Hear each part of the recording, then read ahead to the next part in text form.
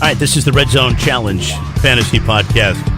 Jeff, Jeremy. Fantasy? Where does fantasy get into? And you just got it on the mind? I mean, you're playing for 5th place this year. when do we not talk about fantasy football during this podcast? I stopped talking about it 2 weeks ago. Yeah, right. Loney, you'll bring it up. When I was ousted. Well, I'm going to talk about it because I made it to the championship. Oh, look at you. Good for you, Ollie Rossi.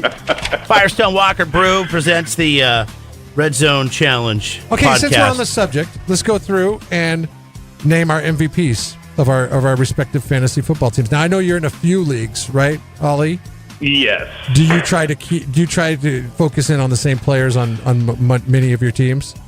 You know, not really, just because I like to have a little bit of, a little bit of difference between the two, just in case somebody gets hurt or something, because it happens so easily in fantasy. Oh, sure. But my MVP was Hopkins last week. He had a giant game for me, even with a twisted ankle. So Good for you. impressive. That's awesome. You tell me who mine is. All right, this is throughout the season. All right, let's see: Alvin Kamara, Adam Thielen, Zach Ertz. Kamara. All right, even though he's cost me the playoffs. Yeah, but he got you there too. Yeah. Is the thing. Yeah, okay, you're fair. That's fair.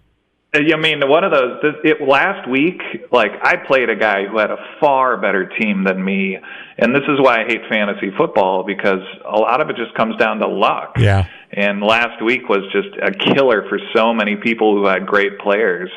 You know, Kamara, Goff, who had been amazing at home. There was just so many people who just gave people no help. Now, all the guys that got me there, I mean, they all just shit the bed the last 3 weeks.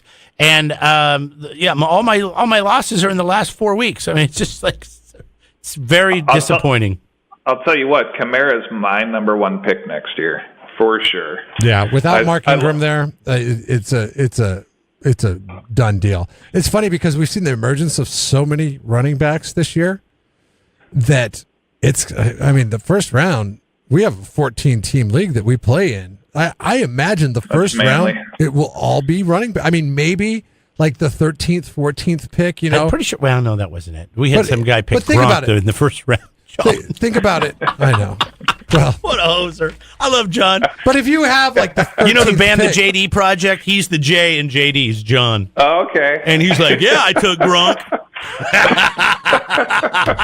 Totally called him Wrong out. here. But we were drinking, so, maybe that had something to do with it. But you think about it, and to some end, tight ends, the top tier tight ends, the 2 or 3 that are worthy are Kelsey, Ertz, and Gronk. Kelsey, Ertz. I'd say he's like 5 or 6. George Kittle, probably. Oh, Kittle, yeah. George Kittle. Yeah, Kelsey and Kittle will be up there next year. I don't see him going in, probably late second, early third round. I could see for Kelsey, but because Kittle probably fourth. Yeah. You're getting a free round, a free pass because everybody else is garbage in that position. Yeah, maybe OJ 100%. Howard if he gets it better, But I mean, everybody. There's 5 tight ends that are worthy. Yeah, and outside of that, if you don't get one of those top 5 tight ends, so it's going to be weird because I bet you wide receivers are just put on the back burner. It's a hard one too with wide receiver.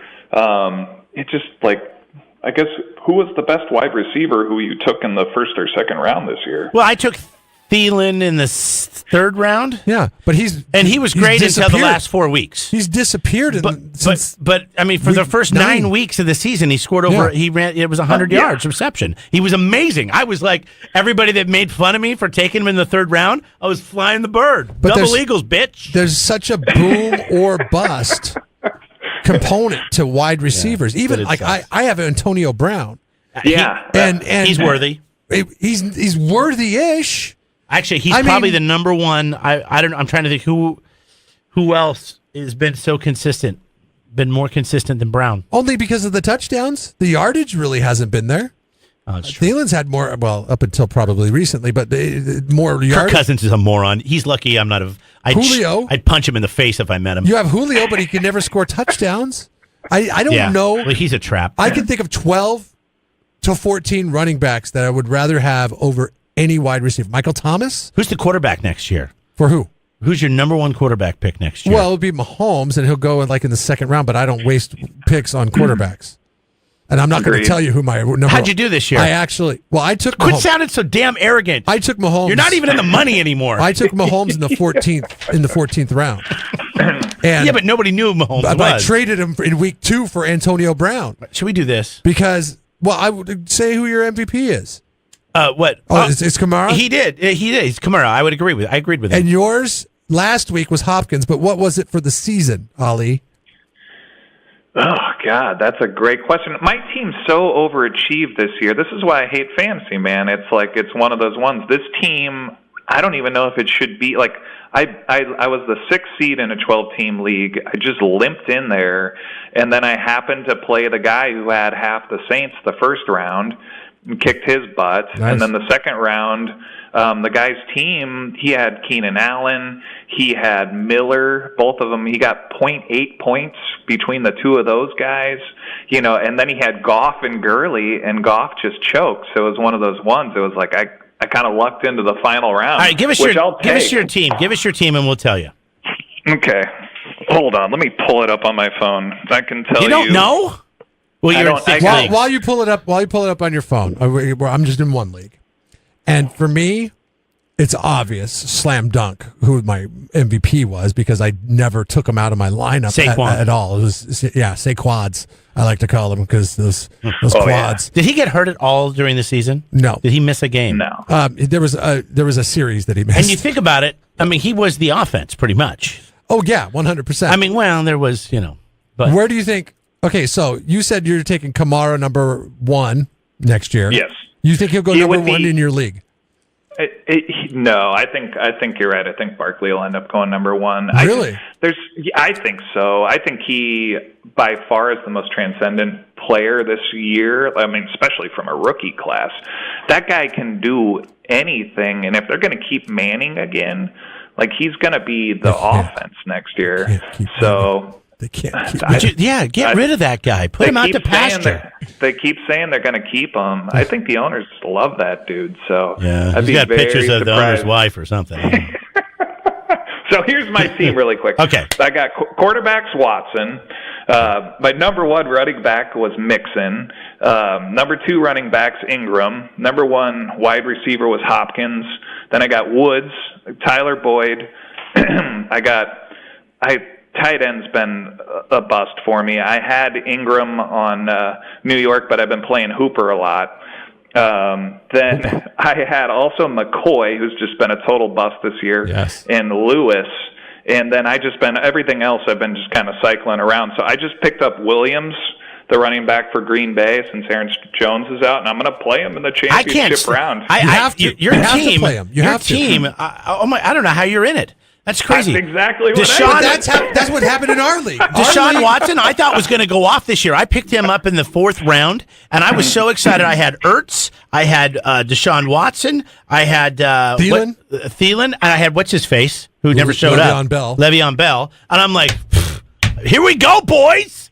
And then Deshaun Watson did nothing for me. I ended up giving him to Jeff for some BS trade. Oh, for Sony Michel. Actually, it wasn't bad. That's the other thing with football, too, is it's such a small sample size. Who knows? Watson could be really good last year, and it took him a good, 6-8 games to shake off the rust, and he got hurt kind of in the middle of the season again when he kept running into people. Hey, what's the deal with Kareem Hunt? Is he going to be able to play next year? No. So they don't know until a team picks him up, and then once a team picks him up, the NFL will do their investigation, which who knows how long that'll take. And once they do their investigation, there's likely to be a suspension. It's really crappy. And that team has to risk that much. And that suspension could be upwards of minimum, I would think, 8 games. Long term, on the high end of things, it could be an entire season. So a team has to be willing to sit a guy for an entire season. This is a tough conversation to have because what he did was not right by any means. No. But does the punishment fit an entire season? Yeah. He did shove somebody, but I don't think he actually hit anybody, right? He shoved a guy that fell into a woman. He kicked a girl that was on the ground. Yeah. Okay. It was a pat. not. It was it was the kick of a girl that was on the it ground. wasn't a kick. I mean, come on. You know what I mean. It wasn't. He held up. It was like kicking a dog. It was less than that. So I was just kidding. He did hold up. Okay. I just feel like 4 games. Need to edit this podcast here. No, anything goes on the internet.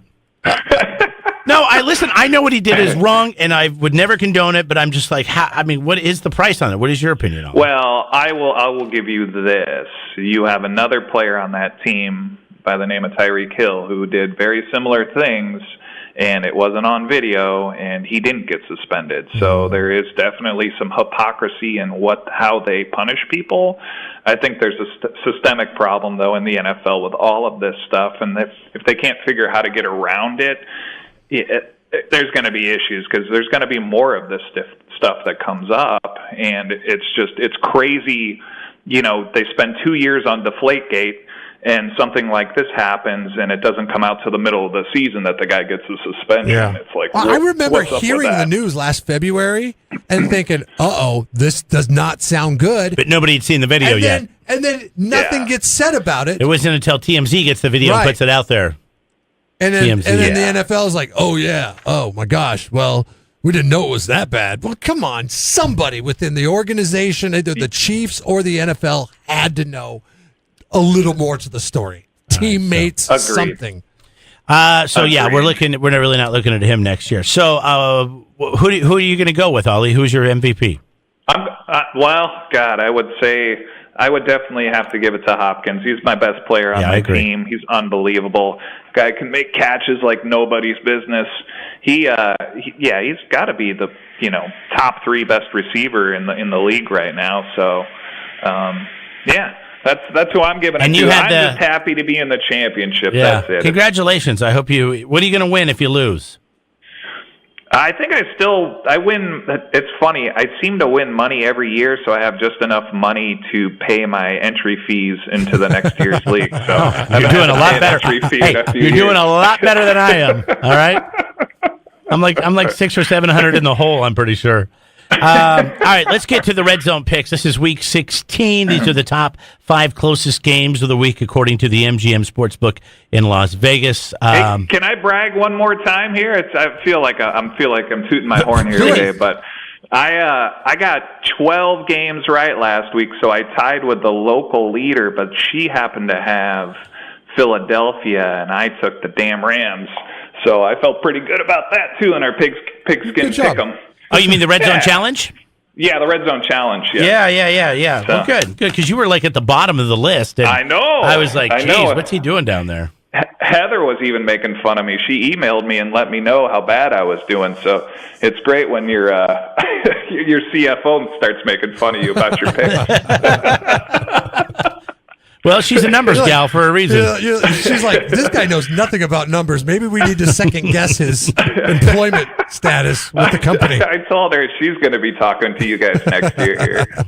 Let's see here. She is in 4th place. You are in 5th place. All right, that's very good. And Jeff is in 1st in front of me by, it looks like 4 games. So nice job. Yeah, you guys are kicking butt. Yeah, but where it counts is right here, and I did not do well last week after going 1-4. Oh, Jeff went 4-1. You went 3-2. The good news for me is I'm only a game back from you. The bad news is I was ahead, and now I'm behind you. So you're at 37, and I'm sorry, you're at 38 and 37. I'm at 37 and 38. Jeff is at 47 and 28. It's really not about catching Jeff. It's just really not about being the loser at this point, Ollie. I know. I'm having flashbacks of last year. Now, we know you can beer bong. I can't. But, of course, if you lose, you're going to have to beer bong a lot more. All right. Let's get to the first game of the week. Houston traveling to Philly. The Eagles, the Super Bowl champion Eagles. Surprising, are a 2-point favorite.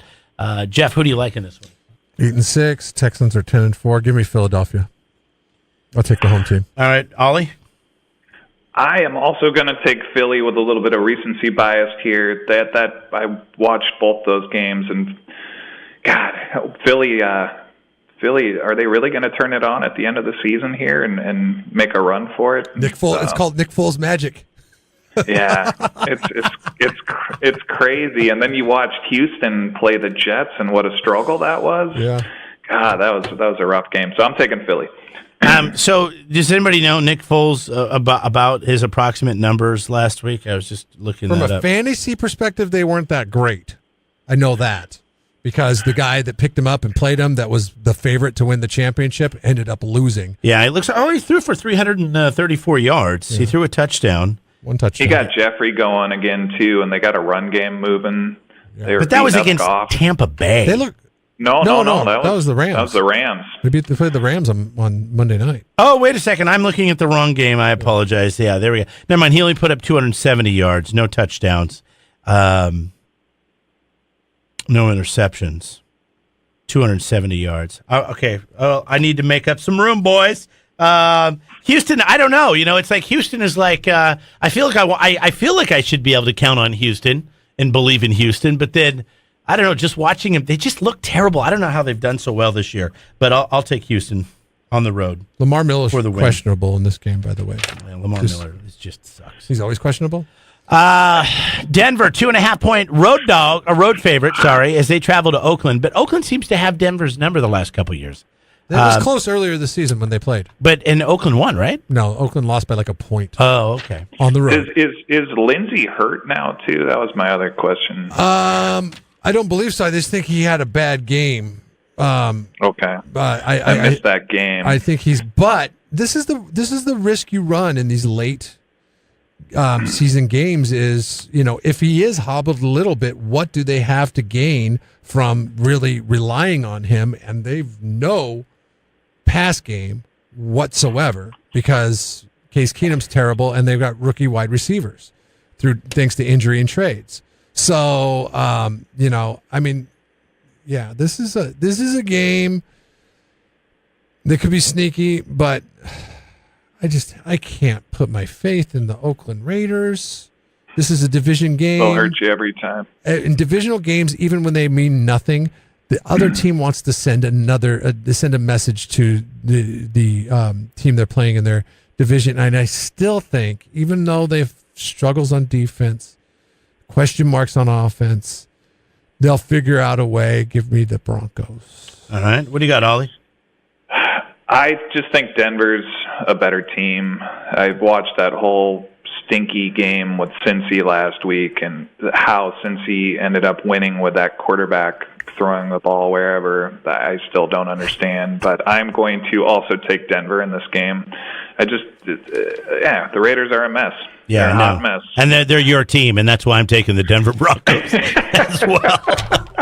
All right, everybody loves it when we get Seattle in the mix. Kansas City traveling to the Clink up in Seattle. I'm really bummed you guys are Seattle fans here, too. Yeah, because I really like Seattle in this game. Sorry to jump my pick here, but no, that's all right. Go ahead. Tell Seattle. Us. No, I think Seattle. I'm going to take Seattle on the money line this week.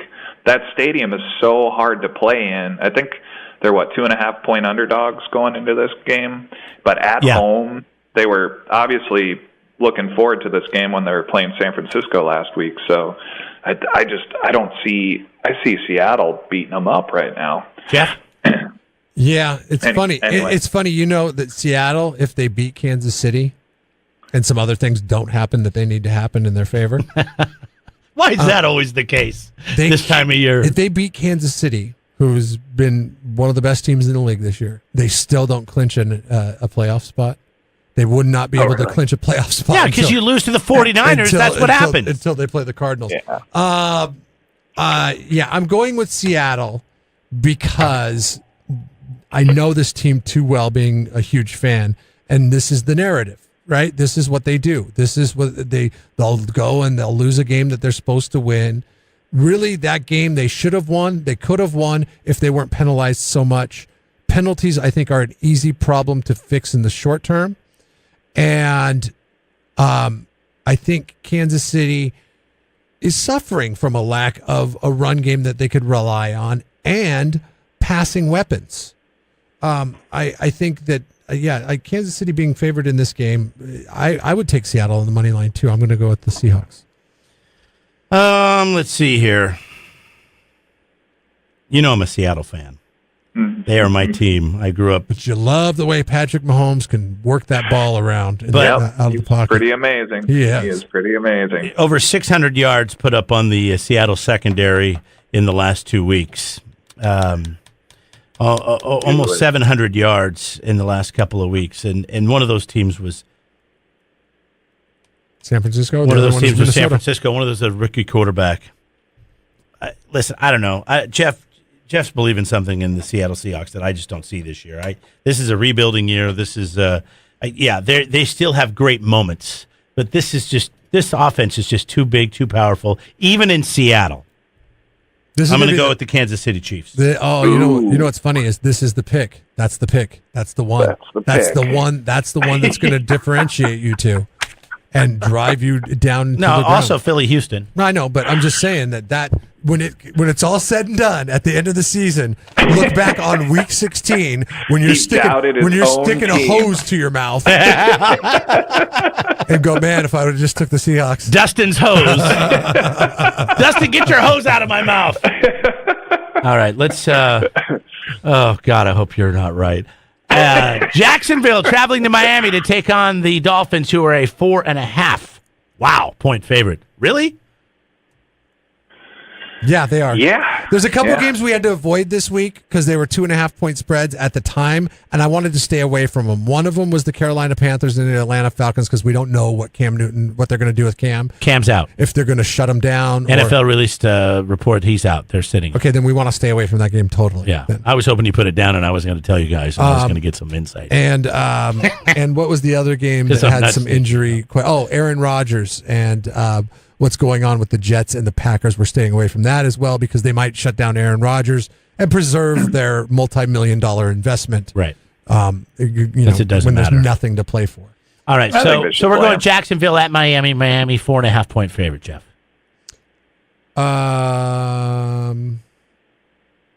Who's the other team?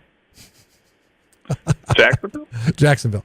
Oh, give me. This is one of those games. No, neither team has anything to play for. Are they playing Kessler? Who are they playing? Yeah, they're playing. They shut down Blake Bortles. He's done. He's done. Okay. They've shut down the Bortle. I will say. Hell, I'm a Finns fan. I've got some games to give. I will take Miami. I'll take Kalen Ballage. All right, Ollie. At the Bellagio. I don't know why you feel like you're giving us something. I'm also taking Miami. And I will take Miami as well. Jacksonville. I don't need to be going against Vegas at 4.5, especially in the situation that I'm in. Well, the next one's a 4.5 spread as well. Baltimore traveling to Los Angeles to take on the Los Angeles Chargers, who apparently has just stunned the nation. Jeremy calls them the Los Angeles Chokers. And C in LAC stands for chokers. And they've done Rivers nothing. is a choker. They've done nothing and to he'll show choke, that. and he will choke. In recent, I think Philip Rivers said it best in the press conference. He's like, I don't know what more we can do to prove to the league that we are prepared for the playoffs, and beating the Steelers and the Chiefs back-to-back weeks on the road. Didn't the Steelers lose to Oakland? Any team. Didn't Steelers lose to Oakland? That can beat the Steelers and the Chiefs. Yeah, but that was in Oakland. Listen, they're going to choke, okay? It's coming. It's coming for you, Charger fans. I'm sorry. I want you to be prepared. I don't want you to be devastated. I don't want you to go into a deep, dark depression and don't come out of your bedroom and get out of your bed for a week. Just be ready. It's going to happen, and life will move on. You love that money line, Ollie. I know your pick of the week is to bet Seattle on the money line. My pick is to bet the Chargers on the money line in this one. Chargers defense underrated and peaking right now, and will give the rookie fits and get me that 9th overall pick. Lamar Jackson? The Master Deflators pick, the Chargers. I have faith in you. All right, Ollie. Jeremy's starting Lamar Jackson. 110% agree with you on the Chargers here. I think the Chargers are going to shut Baltimore down. I think this is going to be a blowout with the Chargers this week. Like you just said, I think they got a chip on their shoulder. They knew exactly what they had to do in that KC game. That's why he went for it at the end of there, because he knew he knew if they got the ball back, they weren't going to give him that game. The refs were going to cheat him out of that one. I like the Chargers here. I think the Chargers are looking good. Once again, comparing the NBA to the NFL to the NBA. I like it. All right. Here it is. Listen, I think the Chargers are going to choke, but I don't think it's going to be this week. I'm going with the Chargers. Oh, all right. All right, Ollie. So here it is. You're a point ahead, and we agree on 3 games: the Chargers, the Dolphins, and the Eagles. We disagree, and Denver, the Broncos. I'm sorry, I screwed that up. We agree on the Chargers, the Dolphins, and the Broncos. We disagree on the Philly-Houston game, and we disagree on the Seattle-Kansas City game. Ollie, this week earlier, we were asking people as part of our poll question on KZOZ.com of the 2 LA teams who has the better chance of winning the Super Bowl. Who do you think that is? Right now, as of right now. I said this last week, and I think this is New Orleans' Super Bowl to lose. So I would say that it's the Chargers, because I think the road's gonna have to go through New Orleans, especially after winning that ugly game. So I think the Chargers have the best chance here in the Super Bowl. I don't think the Rams make it out of the second round. So that's what I would say. 73% of respondents said the Rams, which just blows my mind. Yeah, the problem is, they're going to end up playing in New Orleans. New Orleans at home is going to be dangerous. They're right now, they're winning these ugly games with their defense, and their offense is kind of taking a break. So if they're at home with all of those weapons, they seem relatively healthy, and then they play in Atlanta in another dome in the Super Bowl. I just don't see how, anything can happen. But I see New Orleans. I think New Orleans is winning this whole thing. New Orleans is a very tough place to lose. It has been done. They did lose to the Dallas Cowboys and the Bucks, but that's it. 2 losses at home this year. The Dallas game was in Dallas. That was in Dallas. It was in Dallas. I'm sorry. Who? I thought. Wait. Oh, okay. So the only game they lost at home was the Bucks. Yeah, but I will say this: that we're learning a lot about the Rams. You have kids, Ollie. Yes. Did they do the passy? Did they do the pacifier? No, not anymore. No, did they? Though? Oh, they did. Oh, yeah. For how long? Oh, my son until he was 3 something. Yeah. I think we're learning a lot about Jared Goff, and that is Cooper Kupp is his pacifier. Yeah. He was good when Cooper Kupp was in the lineup. He's bad when he's not. And Cooper Kupp's not coming back this season, and I think that's why. I mean, you talk about an MVP on the team, everybody's going to point to Gurley. It may have been Cooper Kupp. Yeah, no, he was very important to that offense, and we've seen that now that he's been gone, and Goff is... they have no depth either because they paid for all of those players, so it's just one of those ones. It's hard to imagine them going too far in the playoff hunt right now, especially with defenses figuring out how to stop them. Yes. But you never know in the NFL. It wouldn't surprise me if the Bears made it in. I mean, that's the kind of craziness that can happen in the NFL. So, what are we doing next week for the holiday? We're all going to text each other the picks. And we'll post it. Perfect. We'll just keep doing that until we come back to work. Sounds great. Jeff, are you going to be back the week after that, in 3 weeks? I'll be back the first week of January. Record the first Thursday podcast on Wednesday, the 2nd. So yes, I will be here. Will you be around on the 2nd, Ollie? I will be available by cell phone. I'll be at home, but you guys can give me a call, so I'll make my picks. All right, buddy. So first week of the playoffs. Gentlemen, have a great holiday here. And yes, Merry Christmas, Happy New Year, Merry Holly, whatever you celebrate. All of the above. All the above. You bet, Ollie. All right, see you later, boss. All right, fellas. There goes later. Ollie Razzie, Firestone Walker Brew. You can win yourself a couple of tickets to go to their Invitational coming up this spring. We got a couple $100 for you to spend at the tap room or the brewery. Some swag. It's the Red Zone Challenge. It's online at KZOZ.com. The insight in that podcast, there was a lot of insight thrown around. Yeah. And I just want to say, I feel good about every angle. I feel really good about my Kansas City pick. I feel good about every angle. Actually, I don't. You ever say something out loud and then you're like, oh my God, did I just say that out loud? And everybody's looking at you? It's like Kansas City wins and you're sitting pretty.